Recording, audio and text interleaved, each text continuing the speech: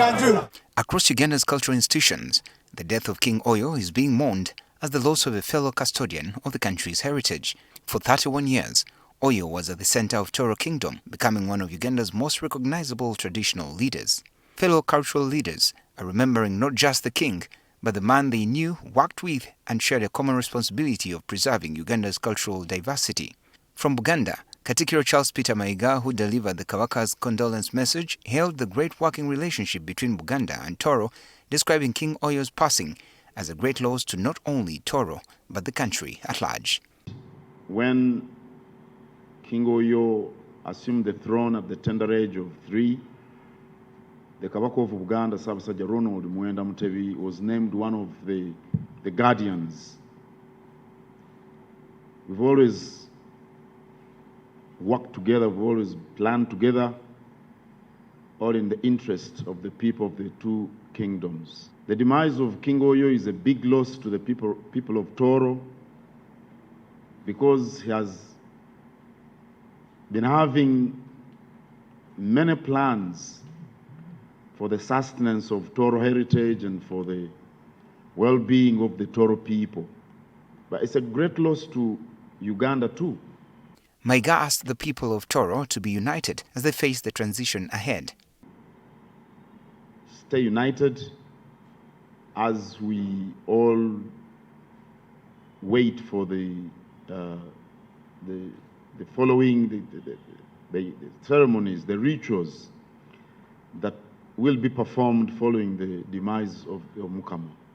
In Busoga, the Kyabazinga William Wilberforce Gabulana Diop IV, through his ex-handle, described the late Oyo as a visionary and humble traditional leader whose contribution went beyond the boundaries of Tooro.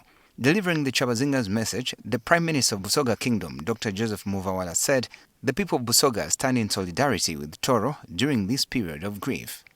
On behalf of His Majesty, the Isebantu Kyabazinga William Wilberforce Kadumbula Gabulana Diop IV, and the entire people of Busoga, I extend our most heartfelt and sincere condolences to the royal family, to the Queen Mother, to the Tooro Kingdom, and the Batoro at large. He said the late Oyo was not just a king, but a beacon of hope for the young generation. A symbol of unity, culture, modernity, and a dear younger brother to His Majesty, the Kyabazinga of Busoga. His youthful and visionary leadership transformed Tooro and inspired all cultural institutions in Uganda. In Bunyoro Kitara, the grief is also deeply personal, with the Prime Minister Andrew Byakutaga describing the late King Oyo as a hardworking traditional leader who championed the development of his kingdom and the welfare of his subjects. Tooro and Bunyoro Kitara are not merely neighbors. We are born of one bone and flesh, bound by an inseparable umbilical cord that traces back to glorious ancient Babito dynasty of the unified empire of Kitara. This loss pierces deep into our own palace walls. We weep not as spectators, but as brothers and sisters bound by blood, language, and centuries of shared sacred customs. When the royal drums of Tooro fall silent, the echoes of mourning reverberate profoundly throughout the valleys of Bunyoro. From Bugisu Cultural Institution, the Omukuka also conveyed condolences to the people of Tooro. For him, he came at a tender age, and with all this experience and all the challenges, he was more grounded on the matters of culture and heritage. So we totally miss such an industrious younger king. And from the Rwenzururu Cultural Institution, the passing of Oyo is being mourned as the loss of a fellow cultural leader.